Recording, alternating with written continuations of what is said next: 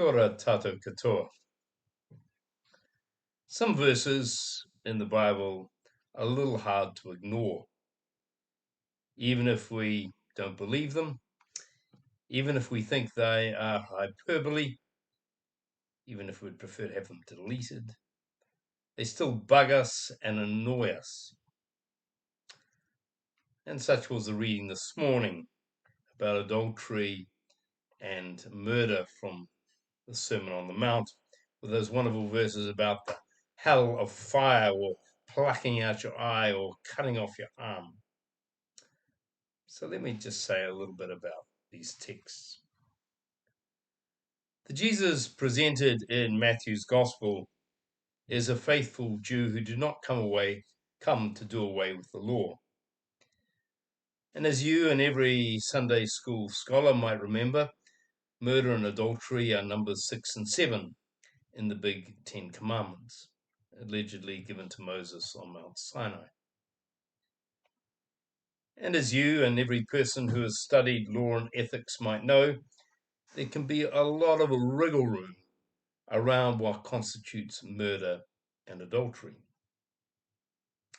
Culture and context are huge when it comes to interpretation.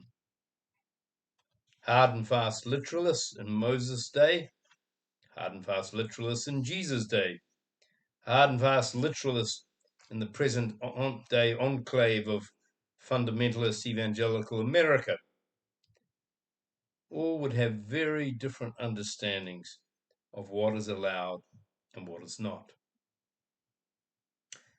For example, I saw on the internet the other day an American t-shirt with Jesus shooting and killing Charles Darwin, and the caption below saying, "Evolve that." Jesus, an ideological murderer? Really? One way of treating laws and regulations is to create a strict definition, as legal systems endeavor to do, of the wrongdoing, and then think everything that is not forbidden is allowable. So beating and knifing someone to death is forbidden, but general nastiness bordering on bulliness is allowed. Or, in the context of Jesus' day, having multiple wives and treating them terribly, and at the same time using prostitutes is okay, but having sexual relations with a woman who belongs to another man isn't. What this passage from the Sermon on the Mount is trying to say is that the strict definitions created and controlled by context and culture might be okay as far as they go. But if you want to create community well-being, or in the case of the emergent Jesus groups in the late and mid-first century, a new understanding of family, whereby we are different from yet interdependent and connected to each other, then we might want to examine what leads to these dysfunctions, these fractures called murder and adultery. And while the writer of the text identifies anger as a cause of murder and lust as the cause of adultery, we and most psychotherapists today would want to go a little bit further and ask, what causes anger? What causes lust? And are these causes universal in each and every case of murder or adultery? For example, in today's context, not many of us would use lust as the primary cause of divorce. Now we know there can be multiple causes of divorce, not all of which can be labeled as the fault of either one of the parties concerned. The important point I take from this Matthewan passage is the importance of asking why. Not just why did the person commit murder, but what gave rise to the murder? Was it anger? And what gave rise to the anger? And was the anger understandable, let's say, in response to violence, even if it set in train a murderous outcome? The purpose of such questioning, though, is not, like in a legal system, determine motive and therefore determine what punishment or redress is appropriate. But the purpose of such questioning is in order to find what is needed for the healing of the offender, the healing of the victim's family and friends, indeed the healing of the whole community. For murder sends destructive shock waves through families and communities. Despite what movies propagate, no one wins when it comes to murder. Death is not a solution. There can be a reprieve. What the text points to after the question and prerequisite of why is the question of what is needed in order for there to be reconciliation and healing. And the answer to that, as restorative justice facilitators know, is not a simple blaming or admitting blame or consigning someone to the hell of fire, as the text says. Healing can be complex. Recognize the importance of an inheritance of dysfunctional family systems and or mental ill health, and the systematic entrapment of poverty, prejudice, abuse, and other factors.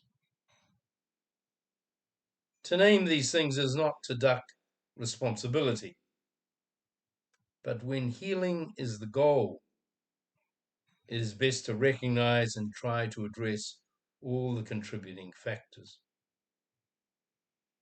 And just in case you're wondering, cutting off an arm or plucking out an eye doesn't solve anything, and indeed creates more problems.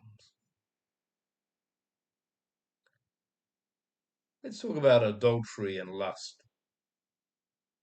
Those words come preloaded with judgmental presumptions, and thus today are best used sparingly, if at all.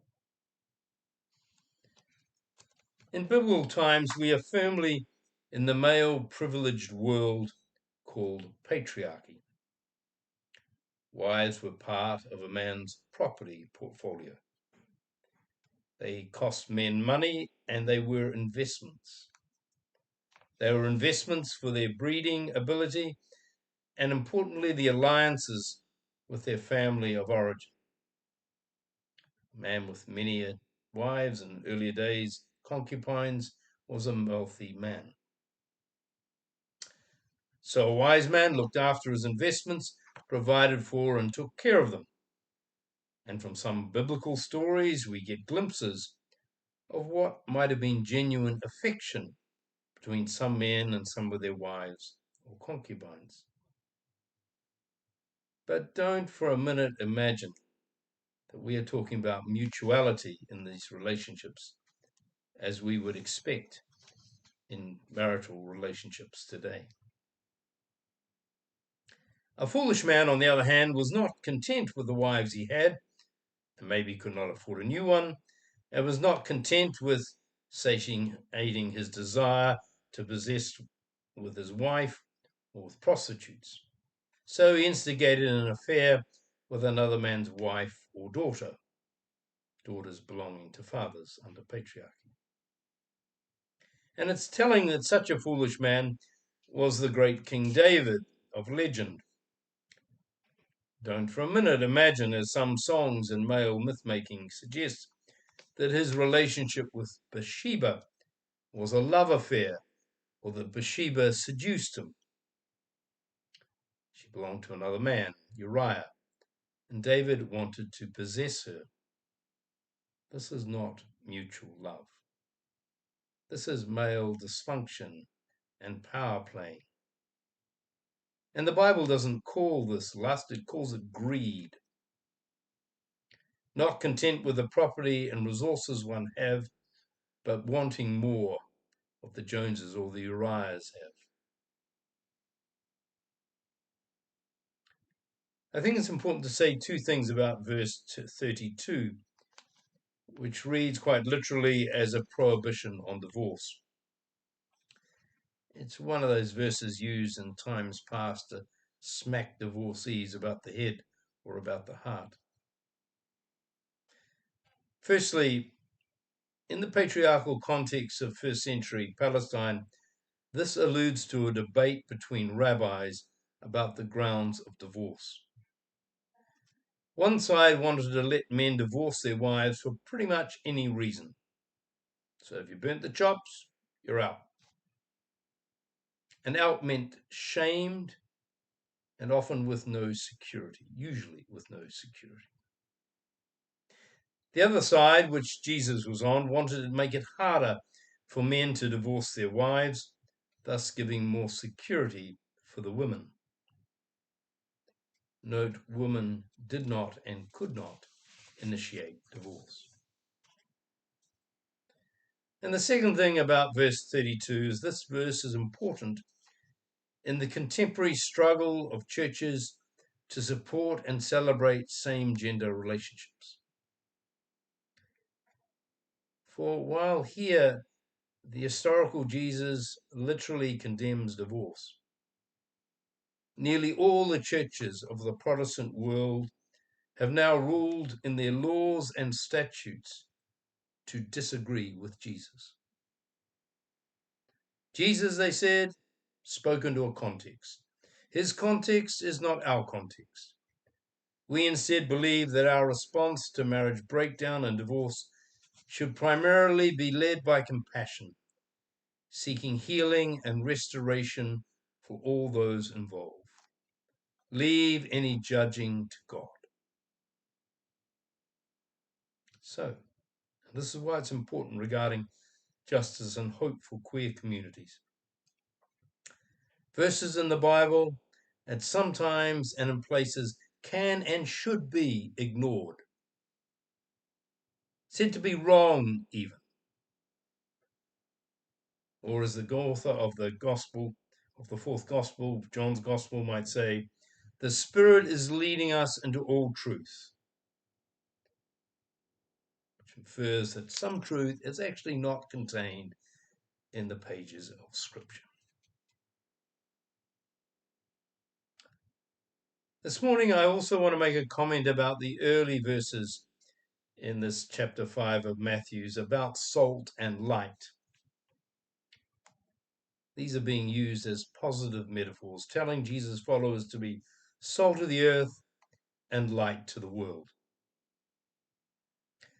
The role of salt in cooking, particularly in ancient times, was to draw out the flavor, enhancing it. They weren't worried about blood pressure.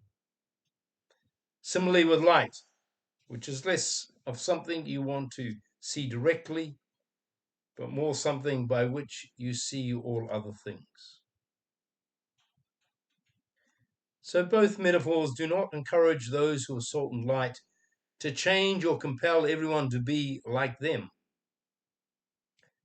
Rather, salt works for the benefit of the whole meal in all its variegated wonder.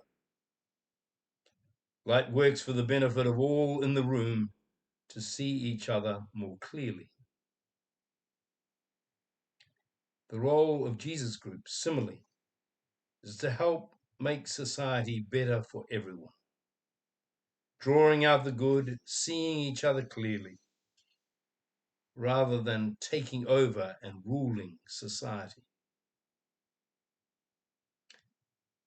As Stanley Hauerwas, he's an American theologian on the evangelical left,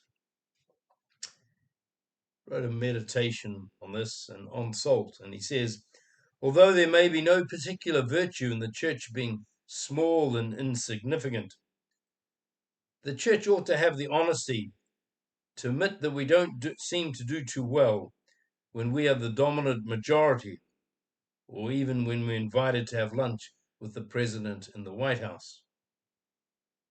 He goes on, we Christians have never handled success very well. We seem to be our best as salt, as a struggling congregation in a low socio-economic neighborhood, rather than as some great and important cathedral adorning the avenues of power. When we take these salt and light metaphors and apply them to the legal and ethical questions around the commandments concerning murder and adultery.